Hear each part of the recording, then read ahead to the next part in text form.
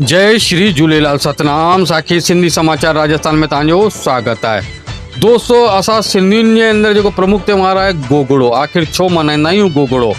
छा कुझु थींदो आहे हिन ॾींहुं, छा कुझु पचाईंदा आहियूं ऐं कीअं हिन जी विधि आहे, कीअं हिन जी नीति आहे, छा कुझु हिन जी कथा आहे, इहो सभु कुझु ॿुधाइण वारा आहियूं असां तव्हांखे हिन वीडियो जे माध्यम सां। आख़िर छा पचजंदो आहे, छा भोग लॻंदो आहे ऐं छा कुझु हिन जी विधि आहे, उहो सभु असां तव्हांखे विस्तार सां हिन वीडियो जे माध्यम सां ॿुधायूं था। त दोस्तों सभिनि खां पहिरीं असां तव्हांखे ॿुधाईंदासीं कि गोगड़ो हिन बार पचजंदो, माना पचाइण जो हिकिड़ो ॾींहुं आहे, खाइण जो ॿियो ॾींहुं आहे। त सभिनि खां पहिरीं असां तव्हांखे ॿुधाईंदासीं 28 जुलाई ते, जी हा दोस्तों 28 जुलाई ते गोगड़ो पचजंदो ऐं 29 ते आहे नाग पंचमी, माना गोगड़े जो ॾींहुं आहे। ते विधि विधान सां पूजा पाठ थींदियूं आहिनि। हाणे सभिनि खां पहिरीं 28 तारीख़ ते आख़िर असां पचाईंदासीं छा, उन मथां थोरी सी चर्चा था करूं।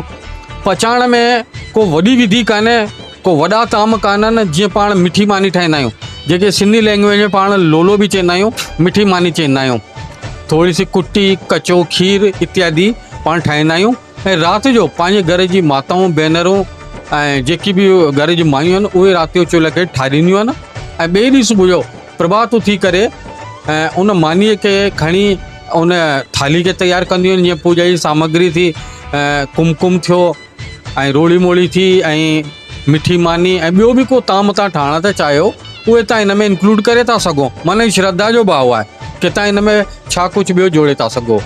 कंपलसरी ॿुधायो वञे थो मिठी मानी खे, ठीकु आहे। उन खां पोइ तव्हां साए वण हेठां, पीपल जो वण हुजे या को तव्हांजे आसे पासे में महराज हुजे या को खूह इत्यादि हुजे या मंदर जे अंदरि कई बार गार्डन थींदा आहिनि त तव्हां उते बि वेही करे गोगल वीर जी पूजा करे था सघो।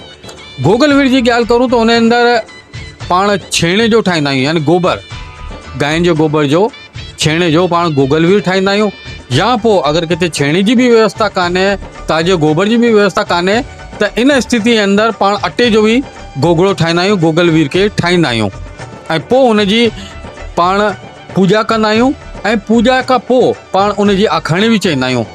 त दोस्तों सभिनि खां पहिरीं त तव्हां सम्झी विया हूंदा कि पाण खे मिठी मानी पचाइणी आहे 28 ते राति जो। पंहिंजे घर जी मायूं, माताऊं, भेनरूं, न्याणियूं जेकी बि हुजनि उहे जो हुन चुल्ह खे ठाहींदियूं आहिनि। ॿिए ॾींहुं सुबुह जो पोइ नियमित इन जी पूजा पाठ थींदी आहे। दोस्तों गोगल वीर जी कथा जी ॻाल्हि करूं त कथा कुझु इन प्रकार सां आहे कि हिकु माई हूंदी, खीर जो वापारु कंदी हुई ऐं उन घर में हिकु नांग ईंदो हो ऐं उहो उन नांग खे कोसो खीर थधो करे ऐं घंटी वॼाईंदी हुई त उन सां उहो नांग ईंदो ऐं उहो खीर पीअंदो। हिकिड़े ॾींहुं उनखे को कमु पए थो त उहो पंहिंजी न्याणी खे चए थी कि हीअ गोगल वीर ईंदई, हिन खे खीर पियारजांइ, लेकिन खीर थधो करे पियारजांइ। उहो नंढी न्याणी हुई, उनखे कुझु पतो कान रहियो, खीर कोसो हो ऐं खेलंदे खेलंदे को हुनजो ठलो लॻो जंहिंसां की उहो घंटी वॼी त नांग खीर पीअण जेॾी महिल आयो त उन जे पुछ विझी करे उनखे चेक कई खीर खे त खीर जाम कोसो हो। त उनखे ॾाढो क्रोध थो अची वञे उन नांग खे, जेके पाण गोगल वीर चवंदा आहियूं, उनखे गोगल वीर खे ॾाढो क्रोध थो अची वञे। उहो मन ई मन में सोचे थो कि हाणे मां हिन खां बदिलो वठंदसि ऐं हिन जी जेकी सभिनि खां प्यारी शइ आहे न, मां हिन खां छीनंदसि। बहरहाल कुझु वर्षनि खां पोइ उन छोरी जी शादी थी थिए त गोगल वीर उन घर खां रुष्ट त थी थो वञे, नाराज़ त थी थो वञे ऐं गॾ में हिकिड़ी क्रोध हुई, हिकिड़ो चवंदा आहिनि न कि बदिले वठण जी कामना हूंदी हुन महिल में। त जॾहिं शादी थी थिएसि त हू चए थो कि हाणे मां हिन जी सभिनि खां प्यारी शइ आहे जेकी हिन मुड़ुसु आहे, मां हिन खे ॾसंदसि ऐं मां हिन खां बदिलो वठंदसि। त शादीअ जे ॾींहुं पंहिंजे सिंधियुनि में कुझु रीति रिवाज थींदा आहिनि, जीअं पाण रांदि इत्यादि कंदा आहियूं, साट सोण कंदा आहियूं, ईअं ई ज़ाल मुड़ुसनि को रांदि बि खेली जेके हुन ज़माने में चोपड़ चवंदा आहियूं पाण। चोपड़ में इहा छोरी जीते थी वञे ऐं गोगड़ो जस्ट उन्हनि जे हेठि, माना खट मंजी कुझु बि हूंदो उन हेठि लिकी वेठो ढंगण लाइ करे, उन मुड़ुस खे ढंकण लाइ करे। त छोकिरी जिद थी करे कि न मां को चिटिंग कान कई आहे, मां जीती आहियां ऐं उन मुड़ुस चए थो कि न तूं चिटिंग कई थी, जीतियो मां आहियां। त उहो छोकिरी चए थी कि मूंखे मुंहिंजे गोगल वीर जी कसम, माना मूंखे मुंहिंजे जीवन में सभिनि खां वधीक प्यारो मुंहिंजो भाउ आहे गोगल वीर, मूंखे पंहिंजे गोगल वीर जी कसम, मां तोसां चिटिंग कान कई आहे। त इहा ॻाल्हि ॿुधी करे हुन मुड़ुसु जेको आहे उहो ताजुब थो करे की एतिरो प्रेम हिकु तोखे पंहिंजे नांग खां एतिरो प्रेम, चई न उहो नांग कान्हे, उहो मुंहिंजो भाउ आहे। इहो ॿुधी करे गोगल वीर जेको नांग देवता हो उहो हुन अखियूं भरिजियूं थी अचनि की यार मां त हिन खां बदिलो वठणु आहियां, मां त हिन मुड़ुस खे ढंकणु आहियां ऐं हिननि जो मुंहिंजे प्रति अहिड़ो प्रेम आहे, हेतिरो प्यारु आहे ऐं हेतिरो मुंहिंजे प्रति मान सम्मान आहे त आयो त हू ढंकण हो, पर हू ढंक न हणी करे हू 9 लख हार ठही करे उन मुड़ुस में जे गले में थो पइजी वञे।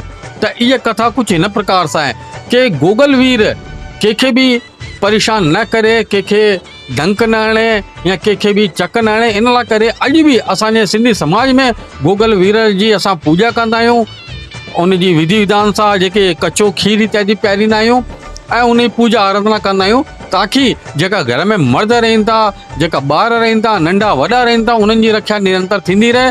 इन ई कामना सां गॾु असां गोगल वीर जी पूॼा पाठ आराधना कंदा आहियूं।